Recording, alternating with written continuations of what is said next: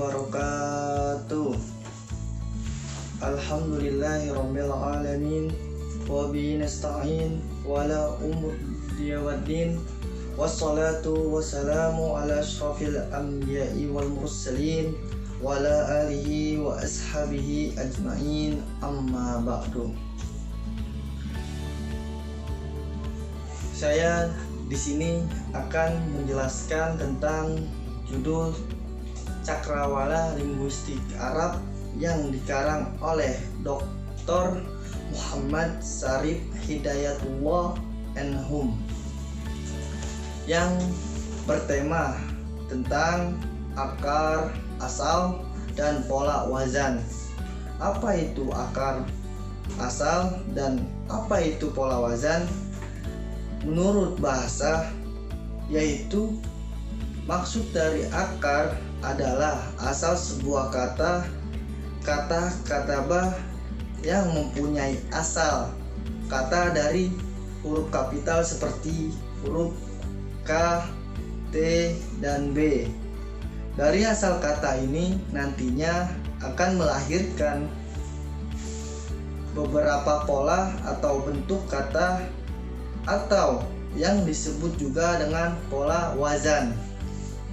Contohnya seperti pola pada kata katabah adalah yaktubu yang mempunyai arti yaitu menulis, dan kitab yaitu arti dari buku, dan maktab meja, dan maktabah perpustakaan, dan lainnya.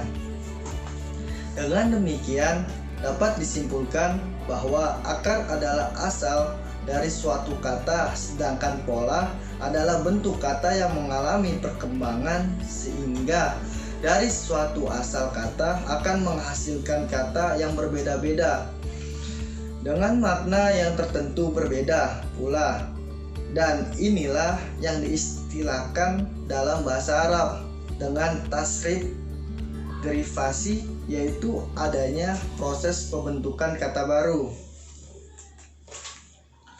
Pengertian secara istilah pola dan akar dan pola menurut pendapat Hales, dia berpendapat bahwa secara struktur dan semantik leksikon bahasa Arab berkaitan dengan akarnya. Akar-akar tersebut diderivasikan dengan mengadakan radikal tengah, menambahkan vokal panjang di antara radikal, menambahkan prefiks yang berupa konsonan, atau kombinasi dari proses-proses tersebut. Sedangkan menurut saya, akar, asal, dan pola wazan yaitu hampir sama dengan ilmu nahwu dan sorok, sebab sangat berkaitan satu dengan yang lainnya. Apa itu ilmu nahwu dan sorok? Maka saya akan menjelaskan apa itu ilmu nahwu dan apa itu ilmu sorok.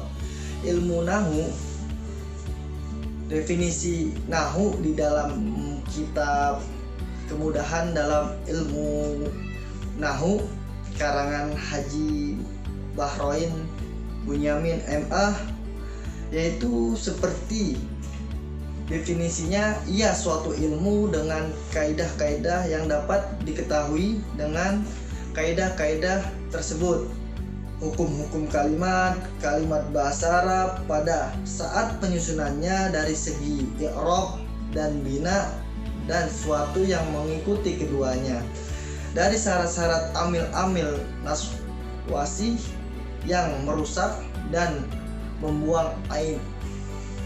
Adapun pokok pembicaraan ilmu nahwu ialah kalimat-kalimat bahasa Arab dari segi pembahasan keadaan-keadaannya, dan kegunaan ilmu nahwu yaitu sebagai menjaga dari kesalahan dan membantu untuk memahami kalam Allah yaitu Al-Quran dan kalam Rasulullah yaitu Al-Hadis. Keutamaan ilmu nahwu ialah mengungguli atas seluruh ilmu dengan sebab hubungannya dan perhitungannya. Hubungan ilmu nahwu dengan ilmu lainnya ialah hubungannya kepada setinggalnya ilmu-ilmu yang lain saling berbeda, tidak ada hubungannya. Dan pengarangnya ilmu nahwu yaitu yang bernama Abdul Aswad Ad-Duali atas perintah dari Imam Ali karamallahu wajhah. Namanya ialah ilmu nahwu dan ilmu Arabiyah. Pengambilan ilmu nahwu ialah pengambilan dari kalam bahasa Arab. Hukum syarah dalam mempelajari ilmu nahwu ialah hukum syarah di dalam mempelajarinya, yaitu wajib kifayah atas ahli atau penduduk tiap-tiap daerah dan wajib ain atas orang yang membaca tafsir dan hadis. Masalah-masalah ilmu nahwu ialah kaidah-kaidahnya seperti perkataan engkau, fa'il, itu i'rabnya dirofakan. Sedangkan apa itu definisi sorof? Menurut saya, yang saya ambil dari karangan kitab Haji Muhtarom Bushro SAG MSI yang berjudul tentang sorof praktis, dia menyatakan seperti ilmu sorof adalah termasuk ilmu tata bahasa Arab yang paling penting karena menjadi pedoman untuk mengetahui sifat atau bentuk kalimat, takhirnya, nisbatnya, jamaknya, baik sama'i, kiasi, dan syadaj, iklalnya, igomnya, dan ibadalnya, dan lain-lainnya. Dari segi bahasa, perubahan tafsir atau disebut sorof yaitu seperti contoh hadis yang ada di makalah ini seperti qala Allahu ta'ala wa tasrifu riyahi ila akhirih ay taqyiruha min hala ila halamin jahati ila jahati. Artinya perubahan angin dari suatu keadaan menunjukkan keadaan lainnya atau dari suatu arah ke arah lainnya. Dari segi istilah, perubahan asal suatu kata kepada beberapa kata yang berbeda untuk mencapai arti yang dikehendaki yang hanya bisa tercapai dengan perubahan tersebut. Nah, penyusunan yang pertama kali menyusun ilmu ini ialah Imam Mu'adz bin Muslim.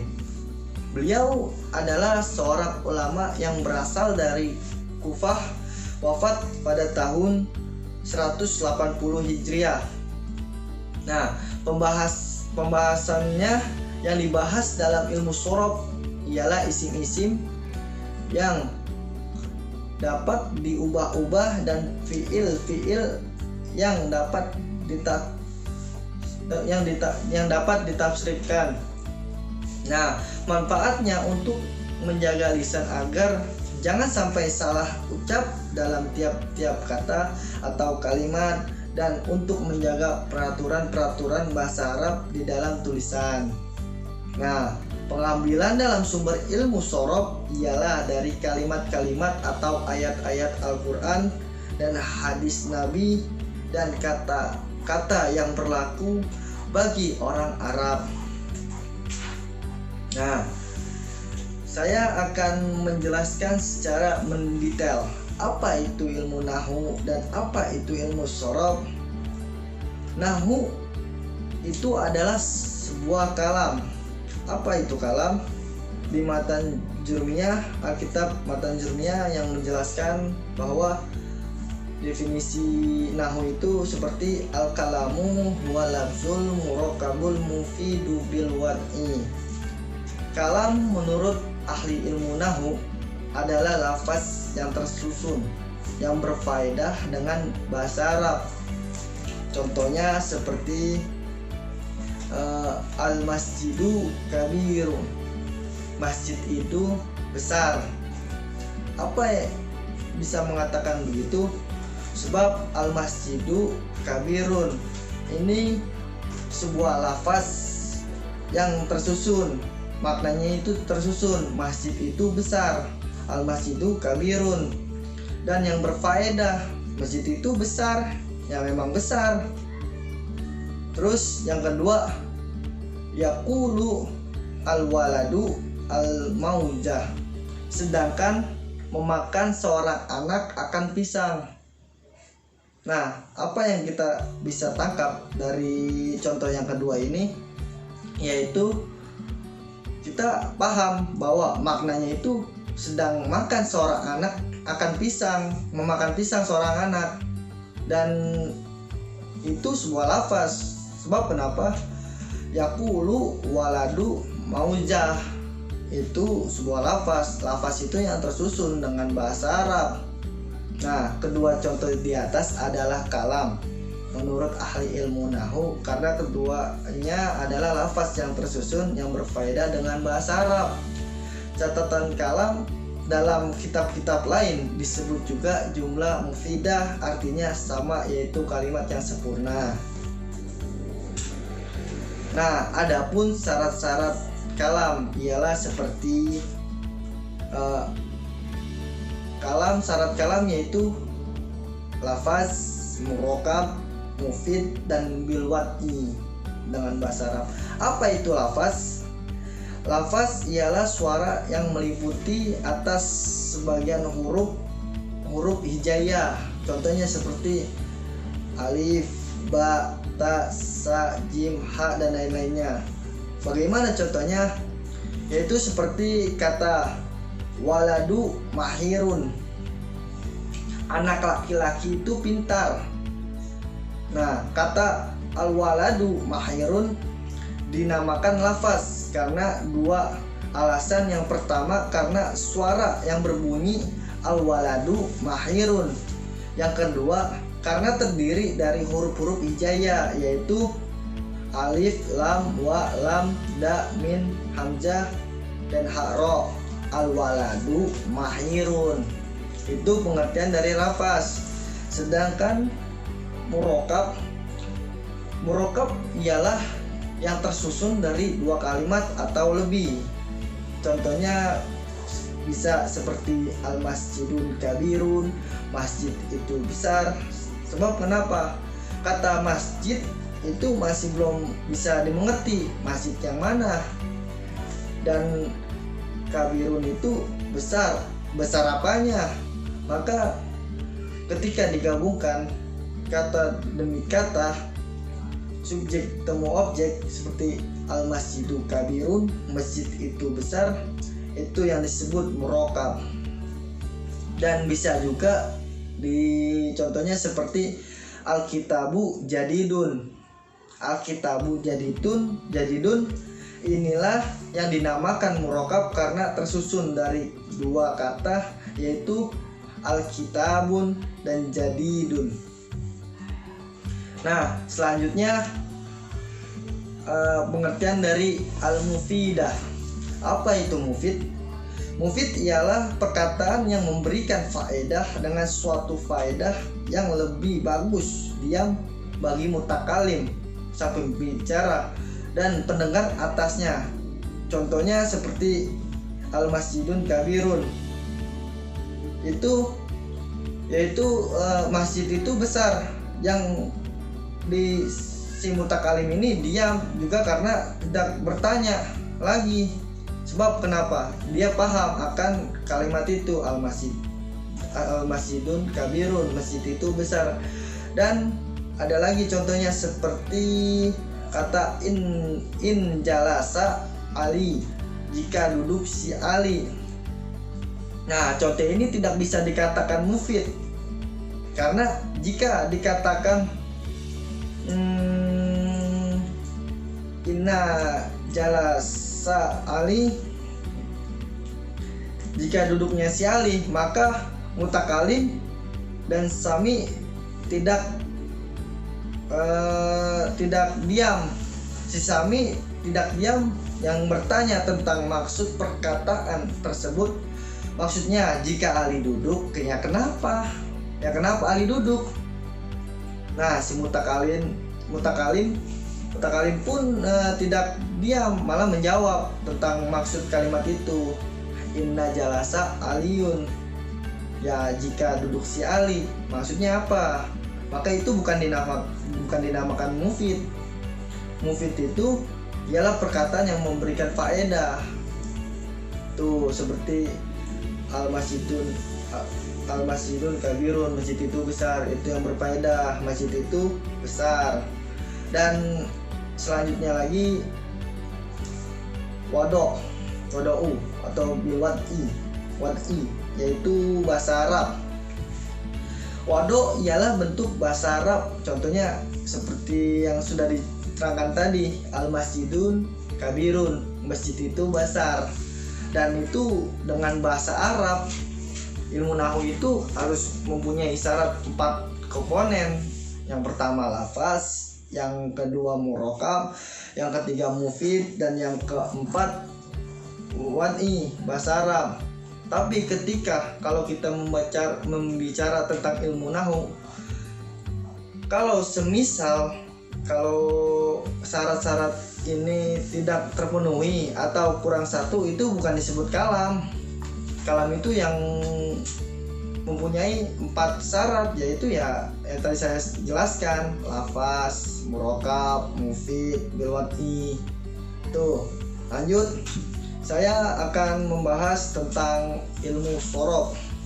Sorof itu adalah tasrif, yaitu kalimat yang menjadi beberapa bentuk lainnya yang berdasarkan peraturan yang telah ditentukan. Itu pengertian dari sorof. Nah, terus yang pertama yaitu saling berhadapan atau mencocokkan. Sorof itu adalah tasrif, yaitu kalimat yang mengolah kata dari suatu bentuk menjadi beberapa bentuk lainnya berdasarkan peraturan yang telah ditentukan. Nah, contohnya seperti nasoro, yansuru, ansur, nasron, nasirun, mansurun, mansorun. Nah, nasoro itu apa? Nasoro itu sigot, bentuk fiil madi, maknanya telah menolong. Sedangkan yansuru yaitu bentuk fiil mudhari, maknanya sedang atau akan menolong. Sedangkan ansur yaitu bentuk fiil amar, maknanya tolong, itu ansur. Dan yang keempat nasron. Nasron itu bentuk masdar, maknanya penolong. Dan nasirun yaitu isim fa'il yang maknanya yang menolong. Dan yang keenam mansur, isim maf'ul, maknanya yang ditolong. Dan mansorun, isim makan, maknanya tempat atau menolong. Nah, tasrifan tersebut adalah yang merupakan modifikasi, perubahan atau pembaruan dari tasrifan salafiyah agar lebih efektif dan sistematik, sehingga fiil dan isim dipisahkan, begitu pula adanya. Nah, beberapa domir dan kalimat yang tidak dicantumkan seperti isim, alat, masdar, mim, fiil nahi, dan domir, dan fahuwa, dan wazaka. Nah, yang pertama yang saya akan bahas yaitu saling berhadapan atau mencocokkan. Nah, kenapa? Sebab kita seperti kata al-muqallabah yaitu mencocokkan. Seperti kata fa'ala, wazan fa'ala. Apa itu kesamaan dengan wazan fa'ala?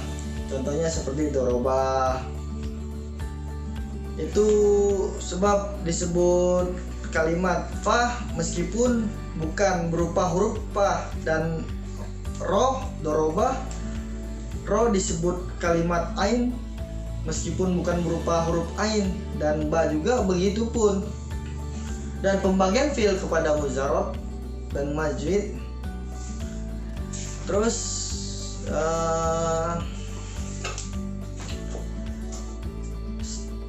selain pada kata ilmu nahwu dan sorof, tentunya kita balik lagi ke pembahasan yang bermakna akar dan pola. Nah, di dalam buku tersebut menyatakan bahwa selain pada verba akar, dalam bahasa Arab juga berhubungan dengan nomina primitif isim jamak. Menurut pendapat Haywood dan Nahmad, bahwa dia berpendapat bahwa akar nomina dalam bahasa Arab terbagi menjadi 5, yaitu sebagai berikut. Yang pertama, tesunai, yaitu yang berakar 2 konsonan atau bilateral. Contohnya seperti a, ba, alif, dan ba, yaitu yang mempunyai arti ayah. Dan yang kedua, tesulasi, yang berakar 3 konsonan atau bilateral. Contohnya bakor, yang mempunyai arti sapi. Dan yang ketiga, rubai, berakar 4 atau kuadrilateral. Contohnya akrab, atau yang artinya kalajengking. Dan yang kelima, humasi, berakar 5 atau bilateral. Contohnya burhan, yaitu yang punya arti bukti. Dan yang kelima ini sudasi, berakar 6 atau heksaretral, yang sangat jarang digunakan dan terbatas pada nomina. Contohnya seperti ankabut, yang punya arti laba-laba.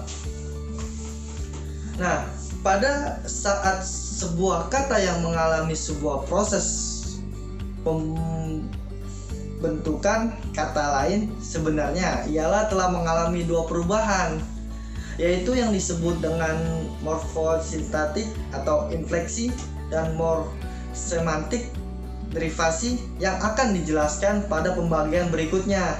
Dari sini dapat disimpulkan bahwa morfosintaksis lebih menekankan pada proses pembentukan kata baru karena unsur gramatikalnya, sedangkan morfosemantik menekankan pada proses bentuk kata baru karena adanya perubahan pada pola dasarnya. Nah, kenapa saya berkaitan dengan akar dan pola? Temanya akar itu asal dan pola itu wazan. Saya berkaitkan dengan sebuah ilmu nahwu dan sorof karena itu ilmu nahwu dan sorof seperti pengertian hubungan ilmu nahwu dan ilmu sorof tidak dapat dipisahkan, sama seperti akar dan pola, asal dan wazan. Bagaimanakah ilmu sorof itu sebagai ibu dan bapaknya itu melengkapi sebagai ayah? Seperti perkataan ulama, ilmu sorof adalah ibu atau induk segala ilmu, sedangkan ilmu nahwu adalah bapaknya.